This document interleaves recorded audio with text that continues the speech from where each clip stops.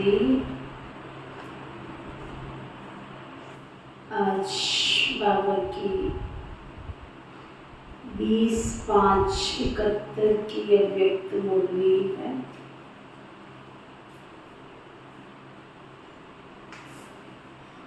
विधाता वरदाता पन की स्टेज।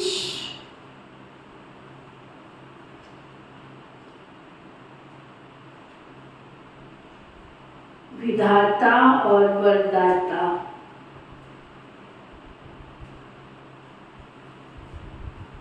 ये दोनों ही गुण अपने में अनुभव करते हो।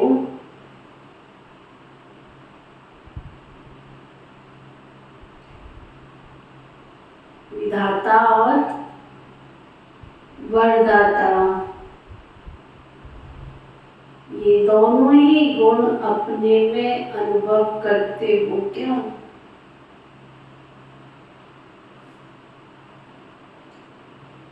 जैसे बाप विधाता भी है और वरदाता भी है,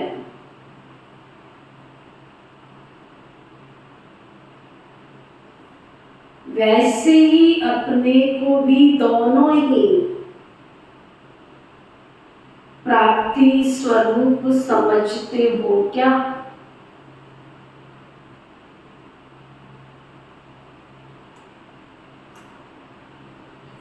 जितना जितना वरदाता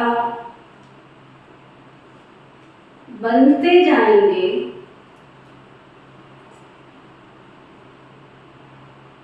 उतना ही वरदाता वरदान देने की शक्ति बढ़ती जाएगी।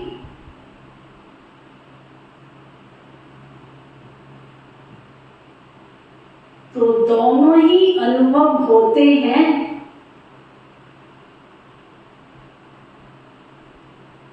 वह अभी सिर्फ विधाता का पार्ट है।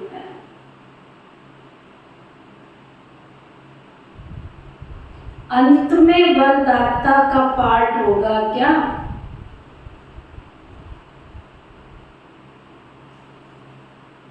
क्या समझती हो? बाबा पूछ रहे।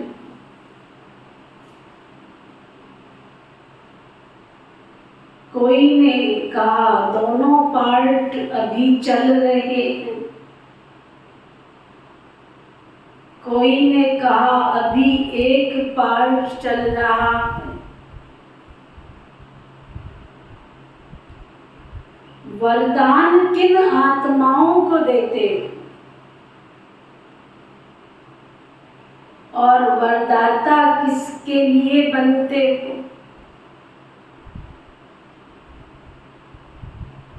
एक होता है नॉलेज को देना, दूसरा है वरदान के रूप में देना। एक है किसी को ज्ञान सुनाना, एक है कि वरदान के रूप में हमने ज्ञान उसको दे दिया, वरदान तथास्तु, उसकी इच्छा के अनुसार उसकी इच्छा पूर्ति हुई।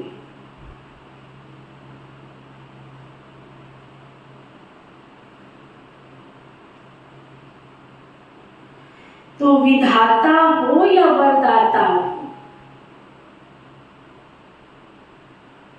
किन्हों को वरदान देती हो क्या?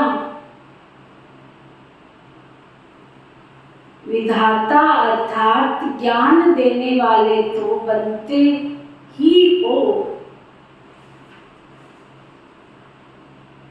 लेकिन कहाँ विधाता के साथ साथ वरदाता भी बनना पड़ता है।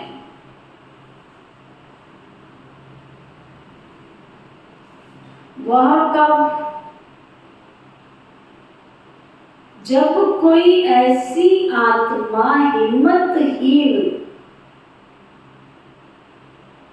निर्बल लेकिन इच्छुक होती है, चाहना होती है कि हम कुछ प्राप्ति करें, आत्माओं के लिए ज्ञानदाता बनने के साथ साथ आप विशेष रूप से उस आत्मा को बल देने के लिए शुभ भावना रखते हो, वह शुभ चिंतक बनते हो।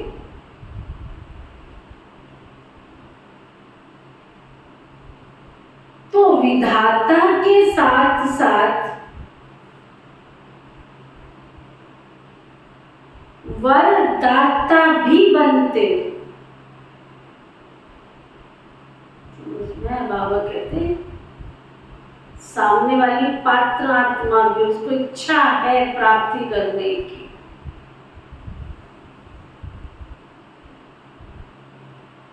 एक्स्ट्रा बल अपनी तरफ से उनको वरदान के रूप में दे देते। तो वरदान भी देना होता है और दाता भी बनना होता है, इसलिए दोनों ही हो। ये अनुभव कब किया है? भक्ति मार्ग में साक्षात्कार के द्वारा वरदान प्राप्त होता है। लोग साक्षात्कार करते तब वरदान, कोई इष्ट देव जिसकी पूजा करते वो प्रत्यक्ष हो, फिर वो वर कहेगा तो वर मिलता है। क्योंकि वह आत्मा इतनी निर्बल होती है जो ज्ञान को धारण नहीं कर सकती। तो वरदान के रूप में उनको कुछ न कुछ प्राप्ति हो जाती।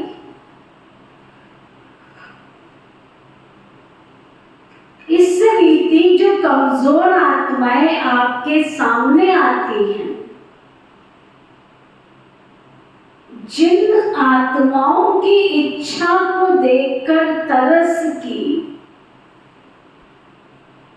रहम की भावना आती है, रहमदिल बन अपनी सभी शक्ति की मदद दे उनको ऊंचा उठाना, ये है वरदान का रूप। अभी बताओ कि दोनों ही हो या एक हो?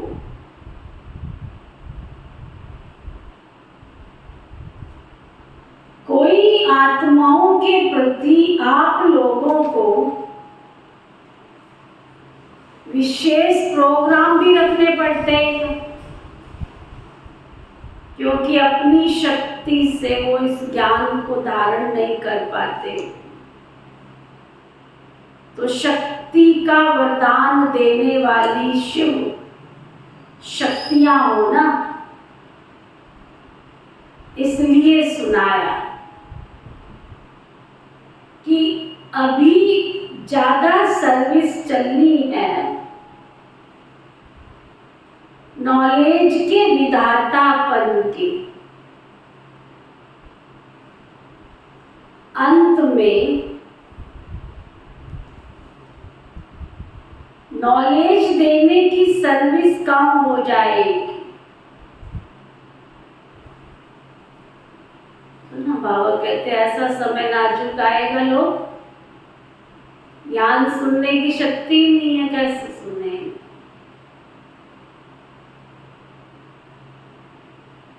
वरदान देने की सर्विस ज्यादा होगी,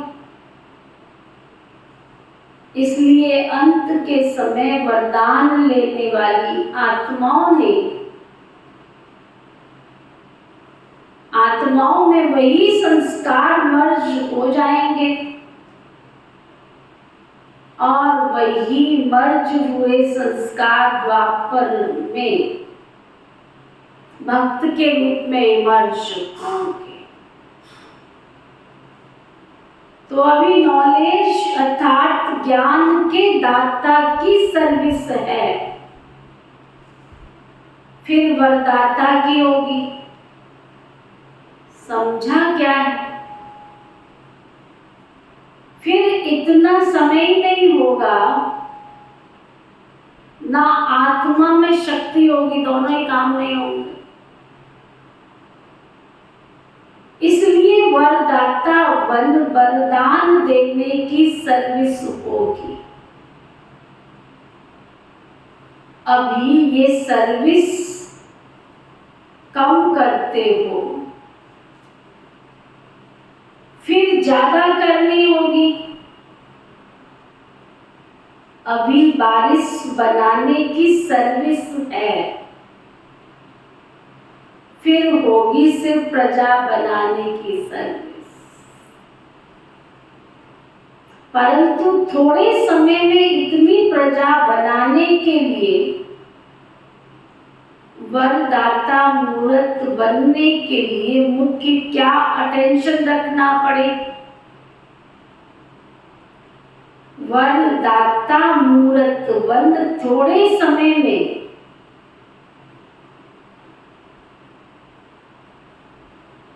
बहुत थोड़े समय में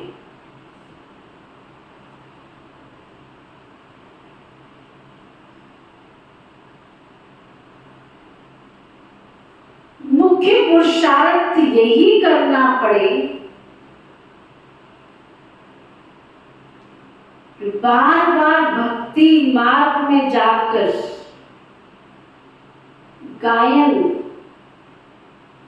किया कि वारी जाऊं कुर्बान जाऊं।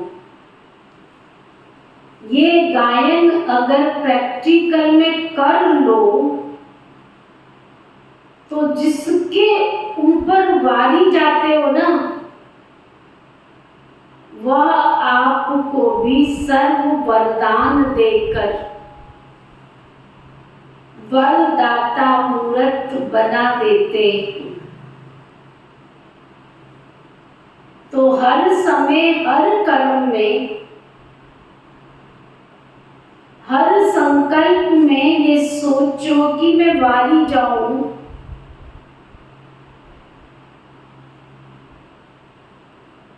का जो वरदान दिया था वो मैं पालन कर रही हूं।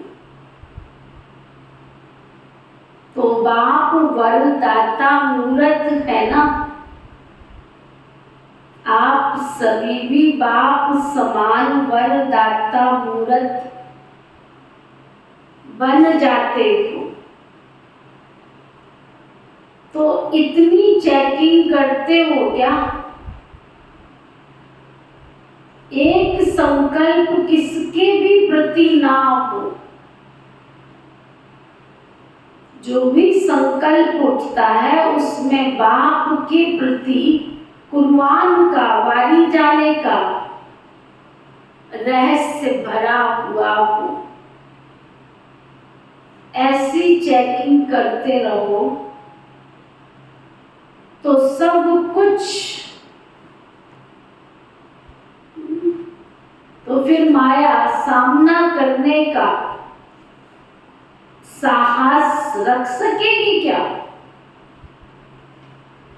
सामना करने का साहस नहीं रखेगी, लेकिन बार बार नमस्कार करने के लिए, विदाई लेने के लिए आएगी। समझा? तो ऐसा बनने के लिए इतनी चेकिंग चाहिए ना। बाबा ने अभी तक विधाता की परसेंटेज, विधाता की डेफिनेशन बताई कि कोई कमजोर आत्मा है, ज्ञान सुन नहीं सकती है, लेकिन शक्ति तो उसको चाहिए ना। तो बाबा कहते विधाता बन के दोनों ही चीजें, उसको ज्ञान भी अंदर जाए और शक्ति भी जाए। क्योंकि बाबा कहते यही समय है ना, और ऐसे संस्कार लेके आत्मा जब शरीर छोड़ेगी तो द्वापर युग में फिर भक्त बन के मंदिरों में जिससे वरदान लिया, जिससे ज्ञान लिया, उसकी पूजा करेगी तो या प्रजा भी बन रही है और भक्त भी बन रहे। तो मैं कौन सी आत्मा हूं? अगर मैं ही अभी तक कमजोर बनी रहूंगी तो दूसरों को शक्ति कैसे? मैं ही कमजोर हूं तो दूसरों को शक्ति कैसे? मैं ही अगर विकारों के अधीन हो रही तो दूसरों के विकार कैसे छुड़ाऊं?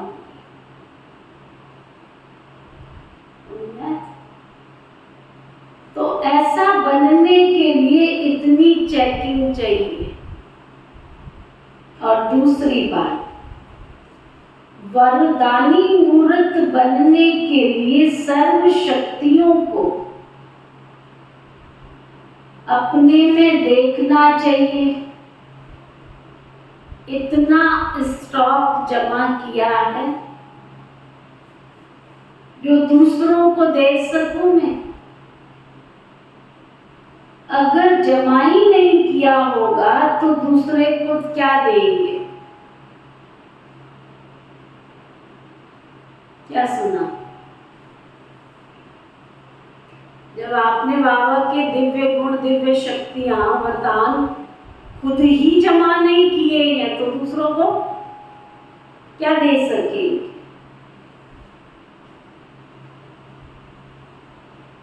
क्या दे सकेंगे? तो वरदानी मूर्त बनने के लिए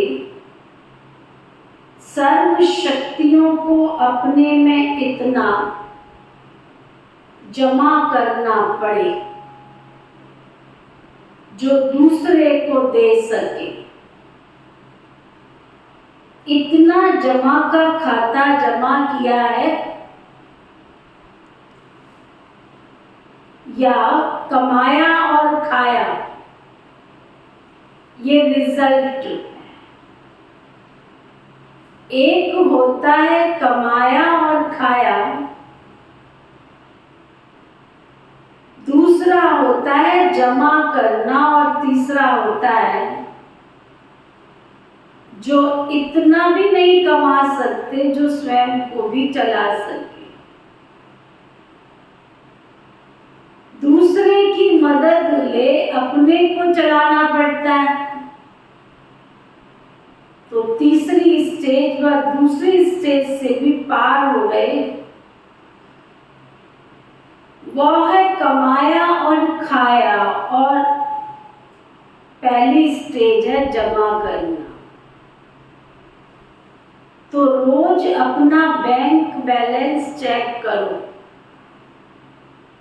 है ना? वो बैंक बैलेंस तो चेक करते हैं, लाल कितने आए, हरे कितने आए, पीले कितने आए, गुलाबी कितने आए। लेकिन रोज कौन सा बैंक बैलेंस चेक करना? कितनी शक्तियां, कितने वरदान मैंने आज जमा किए और कितना लोगों को बांटा। जिनके संपर्क में मैं आता हूँ उनको थोड़ी बाबा की पहचान, तो मैं उनका कौन हूँ? गुरु हूँ या नौकर हूँ या शिष्य हूँ? कौन? तो गुरु जिसका अंधेला चेला सत्यानाश। अगर गुरु ही गिर जाएगा तो शिष्यों का उद्धार कैसे करें? तो मैं कौन हूँ? मैं सर्वोच्च शक्ति की सर्वोच्च संतान हूँ। मैं शिव शक्ति हूँ। मैं सबको देने वाली शक्ति हूँ, वरदान देने वाली शक्ति हूँ। उनके ऊपर रहम रखना है हमने, उनसे बराबरी नहीं करनी है। उनको तो ज्ञान नहीं है ना, समझ नहीं है ना, तो उनके ऊपर करुणा भाव पैदा करके, बेचारे उनको तो पता नहीं है। अगर उन्होंने दो मजाक के शब्द कर भी दिए तो क्या अच्छा है? उनको क्या पता किसको मजाक करते हैं? हमें पता है ना, हमारे साथ सर्वशक्तिवान है ना, उनके साथ तो सर्वशक्तिवान नहीं है। उनको तो ब्रह्मा कुमारी जीवन का कुछ पता ही नहीं है ना, उनको तो सादगी का पता ही नहीं है ना। जीवन के मूल्यों का पता ही नहीं है ना। तो वो बाबा कह रहे हैं अपनी शक्तियों का कितना जमा किया, बैलेंस देखते हो, चेक करो कितना बैलेंस। बहुत भिखारी भीख मांगने के लिए आएंगे तुम्हारे पास, कि खुद ही भीख मांगने के लिस्ट में खड़े हो। बहुत भिखारी आएंगे भीख मांगने के लिए, तो इतना जमा करना पड़े जो सभी को दे सके। जमा करना सीखे हो, इतना कितना जमा किया है, खाते से तो पता नहीं लग जाता है ना। खाते से तो पता चल जाता है ना मैंने कितना जमा किया है। तो अपना खाता देखा है। कई ऐसे भी होते हैं जो निकाल कर खाते जाते हैं और फिर उनको मालूम भी नहीं पड़ता। फिर जब अचानक खाता देखते हैं तो समझते हैं ये क्या हो गया। कईयों का हाल यहाँ भी ऐसे ही, समझा? अच्छा, जमा हुए खाते वाले का विशेष गुण और कर्तव्य क्या दिखाई देगा? जिसके पास खजाना जमा होगा उसकी सूरत से एक तो वर्तमान और भविष्य अर्थात ईश्वरीय नशा और नारायणी नशा दिखाई देगा। क्या बता रहे हैं बाबा? जिनके पास ये ज्ञान के खजाने जमा होंगे उनकी निशानी क्या होगा? देखो अंडरलाइन करो। एक तो उनकी सूरत से जमा, उनकी सूरत से, और एक तो वर्तमान और भविष्य ईश्वरीय नशा और नारायणी नशा, भगवान के मिलने का नशा और भविष्य में श्री नारायण बनने का नशा दिखाई देगा। और उनके नैनों व मस्तक से सर्व आत्माओं को स्पष्ट अपना नशा दिखाई देगा। ये जमा होने वाले की निशानी दिखाई देगी। उनकी सूरत ही सर्विसेबल होगी, सूरत ही सर्विस की निशानी दिखा, सूरत ही सर्विस करती रहेगी। इतनी खुशी में, इतने उसमें उमंग उत्साह में, देखा कितना नशा, देखा तो कुमार बाबा का नशा दिखाई दे। मैं बाबा का बच्चा बनाऊं, भगवान का बच्चा बनाऊं, मेरी आंखों में दिखाई दे लो। नाम कुमारी नाम का चढ़ी रहे दिन रात, वो नशा, नाम का नशा, भगवान के नाम का नशा चढ़ा रहेगी। बाबा कहते हैं वह जमा होने की निशानी दिखाई देगी। उनकी सूरत ही सर्विसेबल होगी, सूरत ही सर्विस करती रहेगी। जिसके पास जास्ती अथवा कम जमा होता है तो वह भी उनकी ही सूरत से दिखाई देता है। तो जमा किए हुए की सूरत व मूरत से ही मालूम पड़ जाता है कि जैसे जड़ चित्र बनाते हैं तो उनमें से भी कई ऐसे चित्र दिखाते हैं जो उन जड़ चित्रों से भी अनुभव होता है। बोलते नहीं है, कई होती ना मूर्तियां, ऐसा लगता है भी बोल पड़ेंगी, लेकिन सूरत व मूरत से अनुभव होता है। वैसे ही आपकी ये सूरत हर संकल्प, हर कर्म को स्पष्ट करेगी।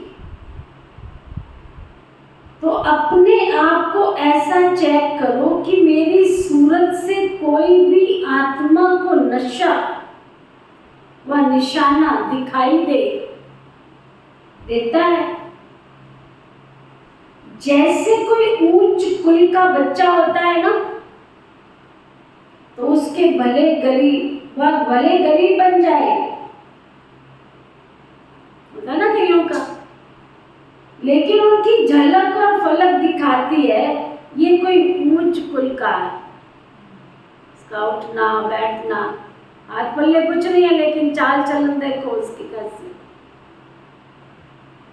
वैसे ही जो सदैव खजाने संपन्न होगा, यहाँ बाबा के सर्व खजानों से संपन्न होगा, तो उसकी सूरत से कभी छिप नहीं सकता।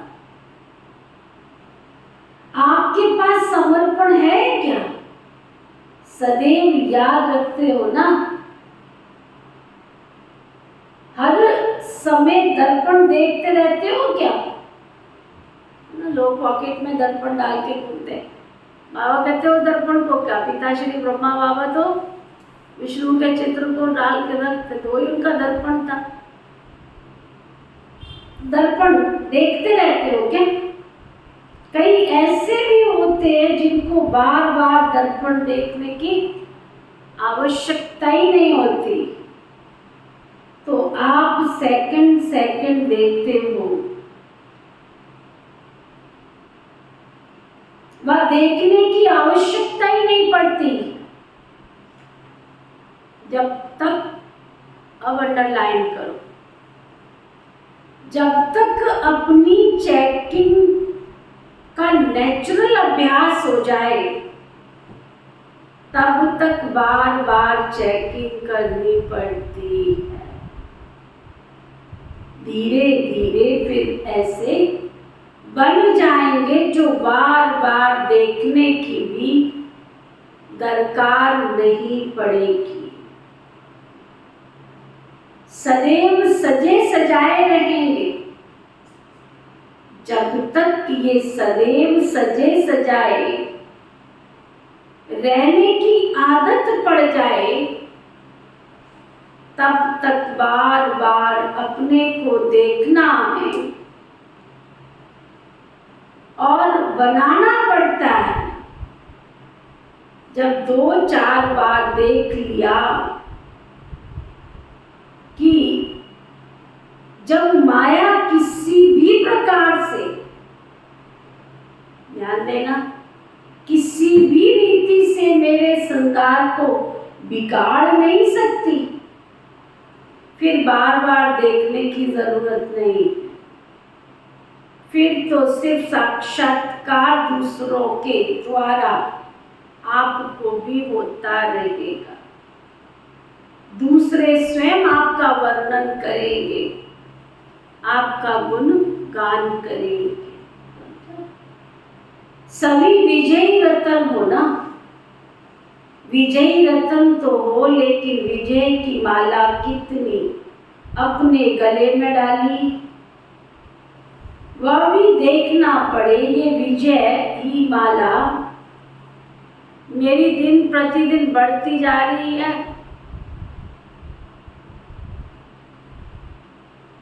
तो बढ़ रही है और कहाँ तक बढ़ी है ये भी देखना पड़े, जिससे सारा श्रृंगार सुंदर बन जाता है। तो इतनी बड़ी माला अपने गले में डाली है क्या? यह तो चेक करो कि आज के दिन मेरी विजय माला में कितने विजयी रतन आए। समझा? दृष्टि से सृष्टि बदलनी है, ये भी एक कहावत है। कैसी भी तमोगुणी रजोगुणी आत्माएं आए, लेकिन आपके सत्वगुणी दृष्टि से, ना, आपके सामने क्या सुन रहा है? अंडरलाइन कर। आपके सामने कैसी भी तमोगुणी आत्मा आवे, भिखारी आवे, गंदी आवे, चरित्रहीन आवे, कैसी भी गंदी, जिसको कहते हैं निरी गिरी हुई, कैसी भी गंदी आत्मा, रजोगुणी तमोगुणी आत्मा आवे, लेकिन आपकी सतोगुणी दृष्टि से उसकी सृष्टि और उसकी स्थिति बदल जाए, उनकी वृत्ति बदल जाए, आगे चलकर यहाँ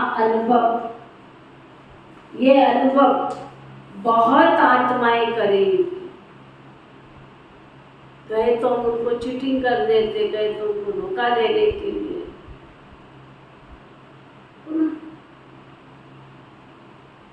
जैसे यादगार दिखाया हुआ है ना कि तीनों लोकों का साक्षात्कार कराया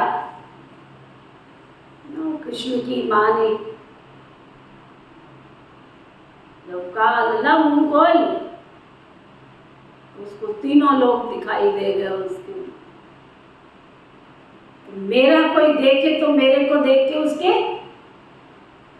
तीनों लोक दिखाई दे जाए कि ये इस लोक की आत्मा तो है ही नहीं, ये तो किसी और लोक की आत्मा है, ये इस लोक की नहीं है, ये तो किसी और लोक की। पता है ना, कृष्ण की माँ, कृष्ण जब मिट्टी से खेल रहे थे, वो कहते मुंह खोल, मुंह खोला, तीनों लोग दिखाई दे गए। कहता ये तो कोई विशेष हस्ती शक्ति, तो मेरे को कोई देखे तो वो क्या देखे, ये तो कोई विशेष आत्मा ना, उसको साक्षात्कार हो जाए, तीनों लोगों का साक्षात्कार। ये भी तो अभी का गायन है ना, आप लोगों के सामने अपने से दृष्टि द्वारा उनको तीनों लोग तो क्या पूरी जीवन कहानी का मालूम पड़ जाए। जैसे शुरू में स्थापना के समय ज्ञान की सर्विस इतनी नहीं थी, नजर से निहाल करते थे, तो अंत में भी ज्ञान की सर्विस करने का मौका नहीं मिलेगा। भाग लो 2-4 और समय कहाँ भाग रहा है। जो आदि में हुआ वही अंत में आप लोगों के द्वारा चलना है। जैसे वृक्ष के पहले बीज प्रत्यक्ष होता है और बीज में बीज मर्ज हो जाता है, फिर अंत में वही बीज प्रत्यक्ष होता है। तो आप आदि आत्माओं में भी जो पहला फाउंडेशन पड़ा है, वही सर्विस अंत में भी होनी है। समझा?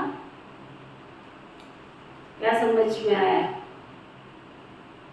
सारी मुरली का सार विधाता और वरदाता दोनों पोजीशन। होने का कोई कितनी भी कमजोर आत्मा है, उसको ज्ञान भी देना है और वरदान भी देना है। और विशेष बाबा ने क्या हाईलाइट किया, आपकी जो दृष्टि है, आपकी जो वृत्ति है, आपके संपर्क में कितनी भी तमोगुणी आत्मा क्यों ना आ जाए, उसके भी स्वभाव और संस्कार बदल जाएं। ये नहीं मैंने उन्होंने कहा मैं भी लो जी, उनको शिव बाबा मिला है, वो वरदाता है, वो कोई विधाता है नहीं, मैं वरदाता, मैं विधाता। मेरे को कोई देखे तो तीनों लोग दिखाई दे जाएं उसको, इतनी हाई पोजीशन में मुझे हर घड़ी रहना है। अच्छा, ओम शांति शांति।